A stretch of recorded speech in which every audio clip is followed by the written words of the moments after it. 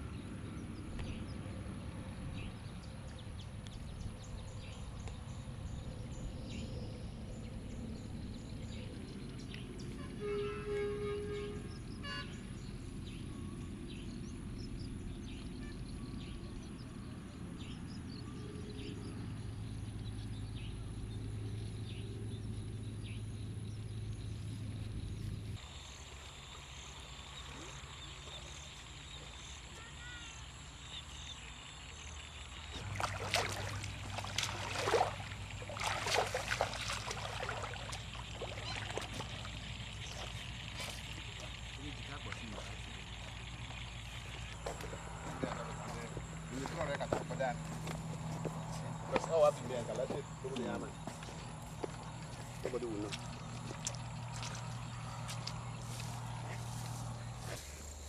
So once more into the fray, into the last battle I'll ever know. Live or die on this day. Live or die on this day. That's a great poem. That's a fantastic movie called The Grey.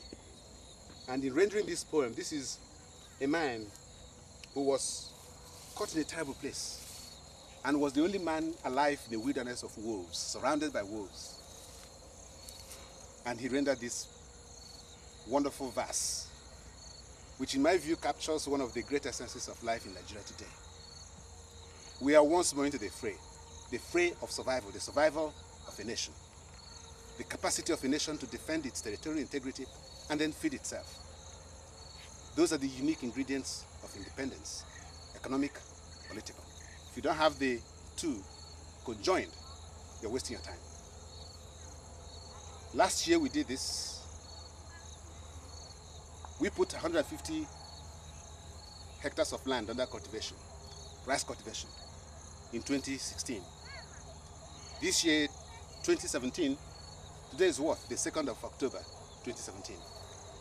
We are weeding, just finished applying fertilizers, and the rain is doing well. We have over 300 hectares of land under rice cultivation, both here in Ezulo and in Ikwo. The joy of it is, the rice is doing well. We had a lot of challenges. The rice seeds did not do very well with the herbicides did not do as expected and so on. But we've resorted to manual labor. We're weeding. But the central point is, if just 10% of Nigerians, just 10%, paid this kind of attention to the constant admonition by leaders, by politicians, by governors and presidents and ministers, just 10% of Nigerians paid attention to what is going on now, this country will be self-sufficient in the next 10 years. I do not subscribe to those who think there is a magic wand that you cultivate rice or cultivate cassava or beans or yam or maize. In 2 or 3 years, Nigeria becomes a net exporter of any of these products. It's a lie. We have a population of 180 million people. It would take a great deal of effort to become self-sufficient, and then we export. So playing the sort of political gimmicks does not wash with me. What washes with me is, where are those Nigerians who would go to the field, show the kind of passion that is necessary, whether it is in the area of cassava or rice or maize or yam? This country in 10 years will become very healthy. And to those who are agitating the separationists, the secessionists, wherever they are, have you put the foundation of feeding yourself first before you secede? That's the big question.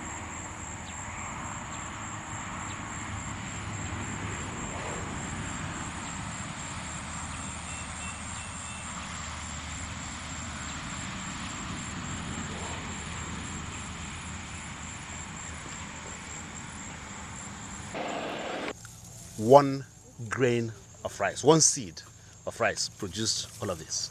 Because what we did was that we broadcast rice in all our farms, because the labor that will be required to do transplanting is just impossible. And we haven't yet got the technology that would enable us to do large fields under mechanized process. Now, what is fascinating about this is, I counted this. There are 46 branches. Let me not use the technical term. They call it tillering. When it forms into branches, The experts call it tillering. I call them branches. If one single grain of rice could produce this, about 46 or is it 48 I counted, one stand alone. Why is this important? Because the holy grail is the attainment of 5 to 6 metric tons of rice per hectare. Now, the personal experiments I've been conducting shows me that unless you have this, because after the tillering, each one produces what they call panicles. This is it. Until one branch, again, let me talk in conventional language. If one branch could give us something as large as this, a cluster of one panicle has to be this large.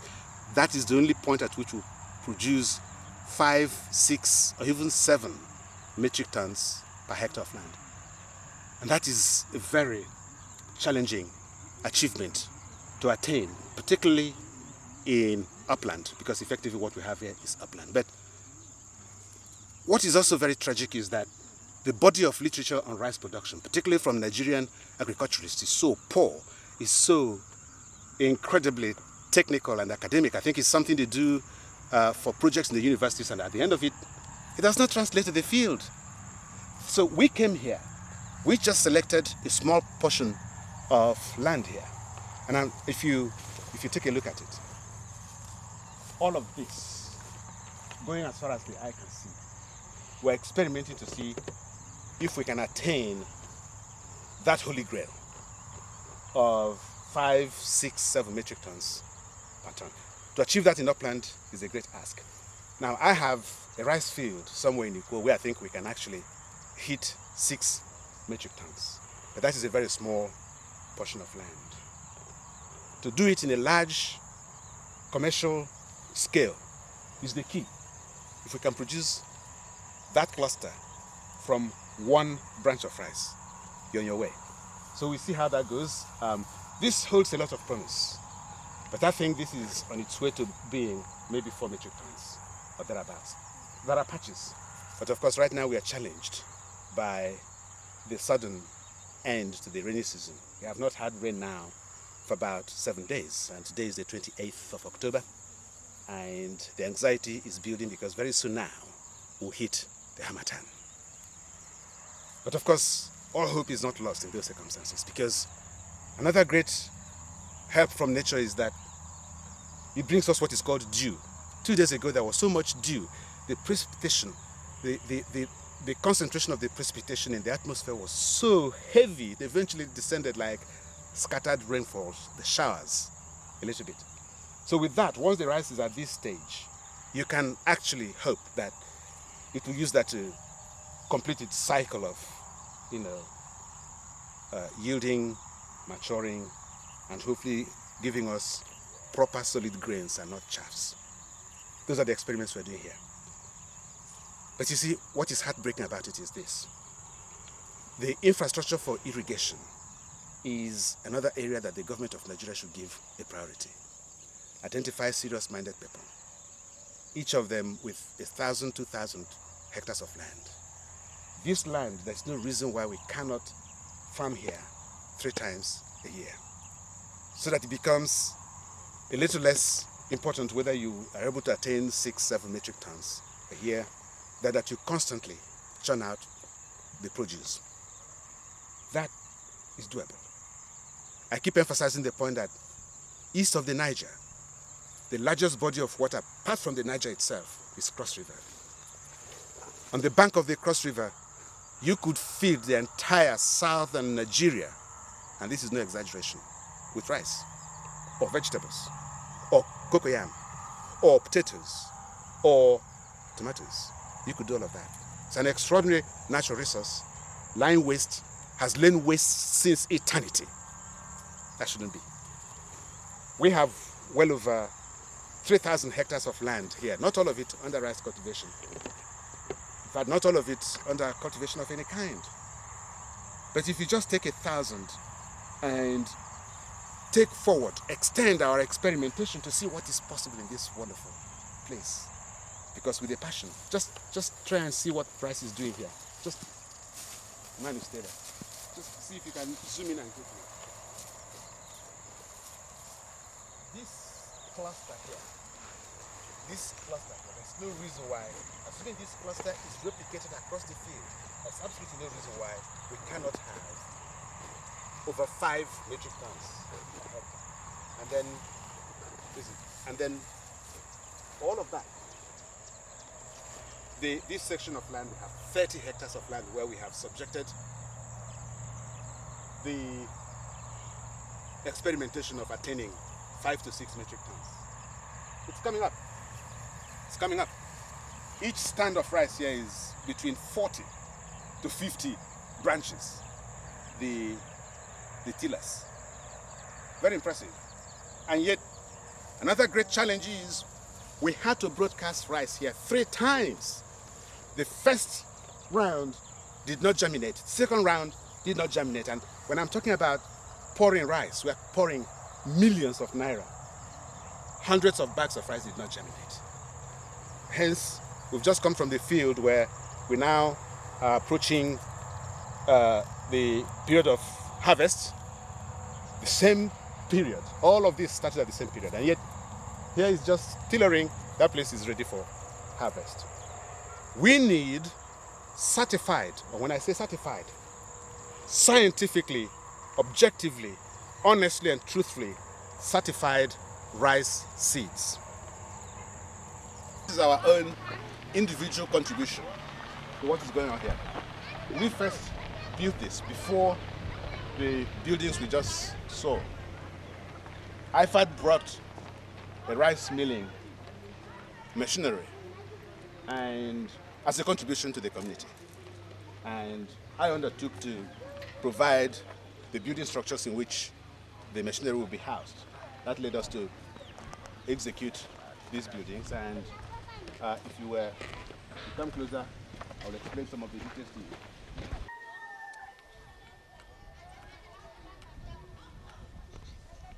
I don't know if you can hear me. Yeah. This is the rice husk. The rice mills, the modernization of the rice processing equipment that we are bringing in here is going to, by and large, rely on the rice husks, which is to power the biomass energy equipment we're going to bring in. And this has been accumulating for quite a while and is going to waste. So it's a very exciting prospect when eventually we're able to bring in the machinery that would make use of this. The renewable energy potential is huge. This represents the warehouse. This building, that building, and all the buildings we're going to see from here going out. This is the warehouse. All of this is in respect of rice processing. This is a warehouse where it is possible to bring in more than 1,000 metric tons of rice into. This is where all the equipment, the rice processing equipment is going to be. The rice mill, the boiling, milling, the stoning, polishing, all of that. And this little building here is also very important in the entire matrix of what is going on, because that represents a drying slab, so that after the parboiling in one of the equipment that is going to be installed there, the rice is dried in that section.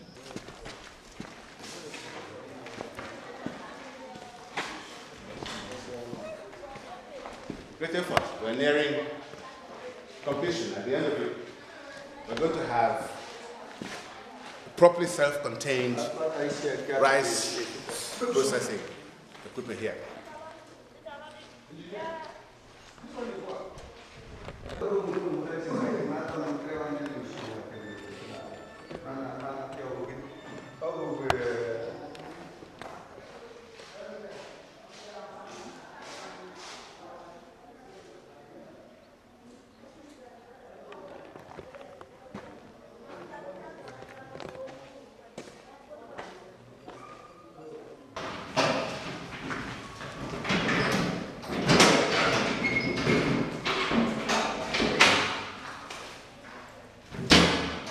So we donated this to the community for this purpose, and we're still at early stages.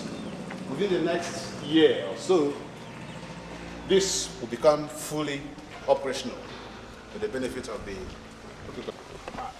This is the second of the two buildings we constructed.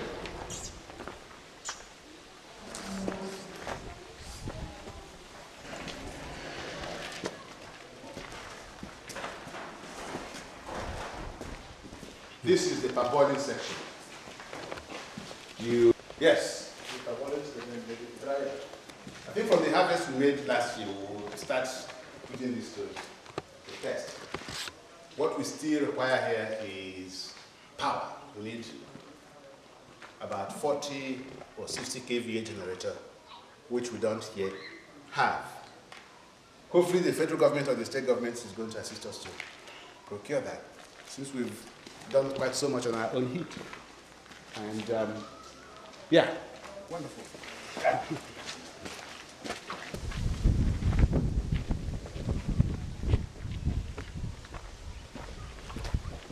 What we're hoping will happen is, once that parboiling, so briquette is done, it might also serve here. Who knows how it's going to be connected, but I'm looking forward to that challenge.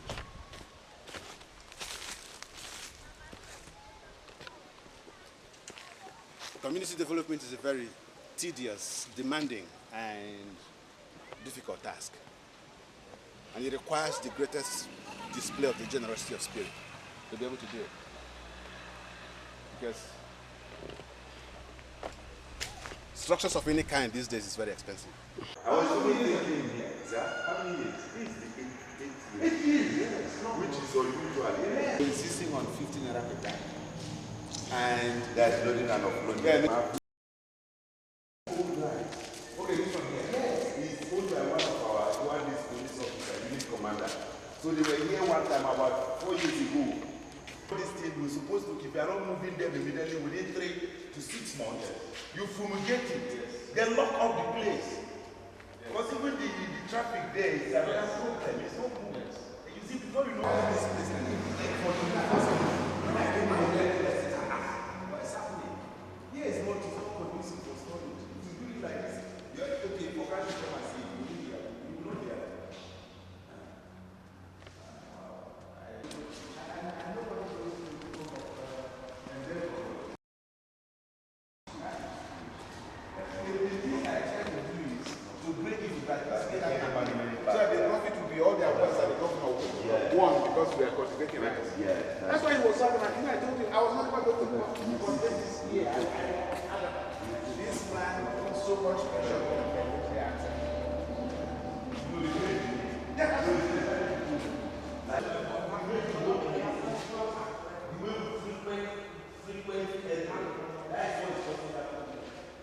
So once you get to clean them from the you will not mistakes. I've said it and I said it to you every single No, what we throw, that one, that is the tablet. Yes. We can use that, that is for tea. Yes. Then we can use the liquid type. Yes. If I had been around before they start, what would have done is to fumigate the wall. Yes. You see, that had been my existence. So I don't know. My plan or I don't know. But they just must just do the right thing. That is the plain truth. We need to just do the right thing. By tomorrow morning, tomorrow morning I'll get what the tablet one. Like I have the liquid one. I showed you the other day. No, I showed you the other place. Then we'll get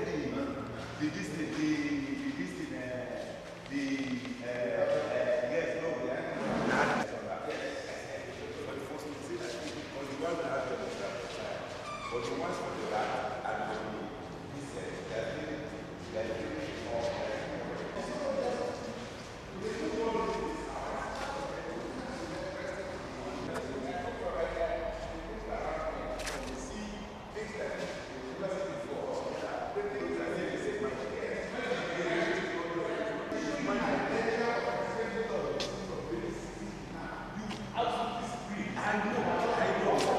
I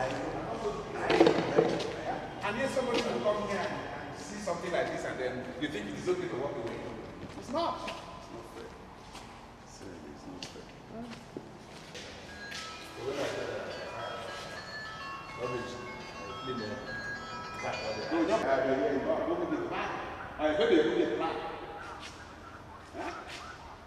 Oh yeah, now.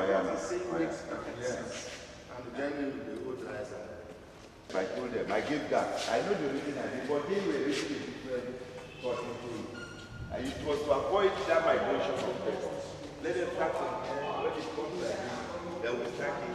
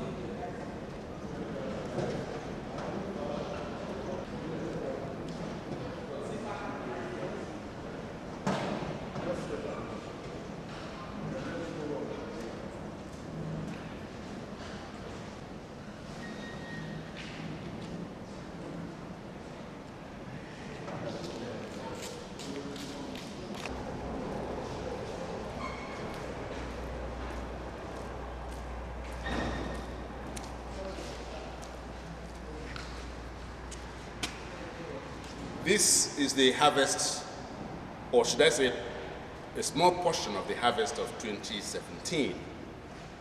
We're already in the field for the 2018 cycle.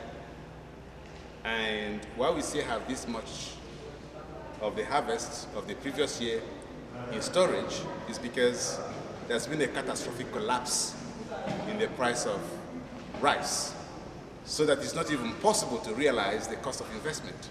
That's why we are still hopeful that this huge effort yielding this monstrous yield will not go to waste.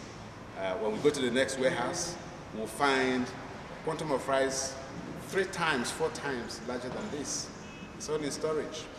And that is the consequence of smuggling. That's the first accusation that I would want to lay about the patrol of our borders and the hypocrisy of government when it comes to encouraging people to take initiative in the area of agriculture. Yeah.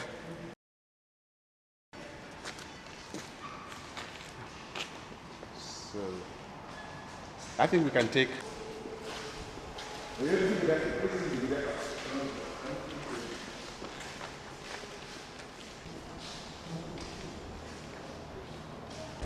And this guy's surprised. And then he's, what is it? When I paid him the last 900,000 naira, I told him, if any penny on top of this has been a product of the shipment, I will so deal with you.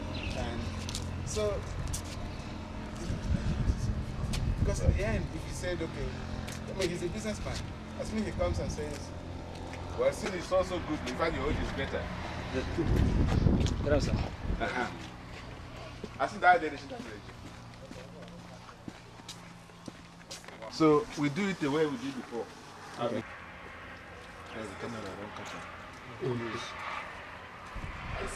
Yes, clearly. You're very, very close.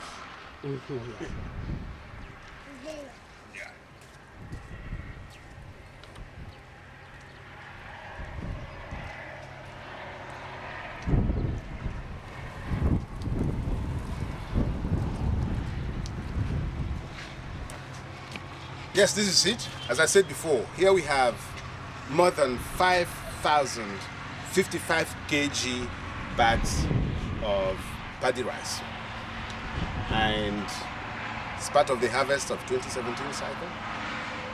As I said before, we still have this quantum of rice in storage because the market is not yet favorable for the disposal of this in order to enable us recover our costs and our investment.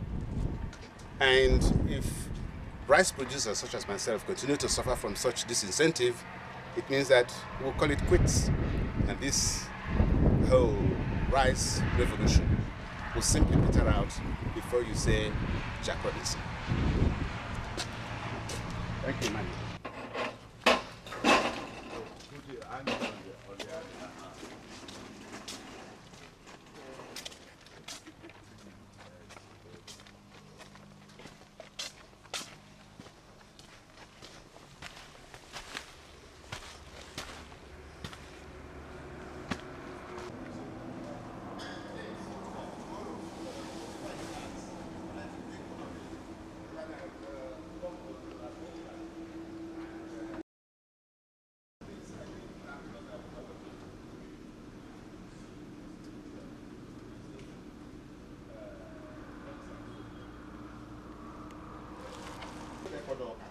Better, with a question.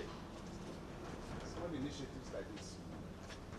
So, help me, I'll be looking, help me look. Someone who will supply us. Select. Yes, they select. Okay, very good. Yes, very good. For this time, I get up. I got a 10. I have more room to run and much as possible to enjoy this.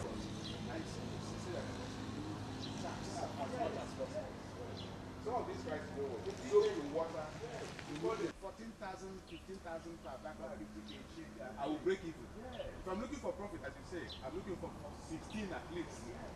Like 1,000 naira from you. You put it in fixed deposit. Now you'll be smiling. Because this is now money I've not touched for more than a year. Yeah? You put a typical Igbo man in on the shop.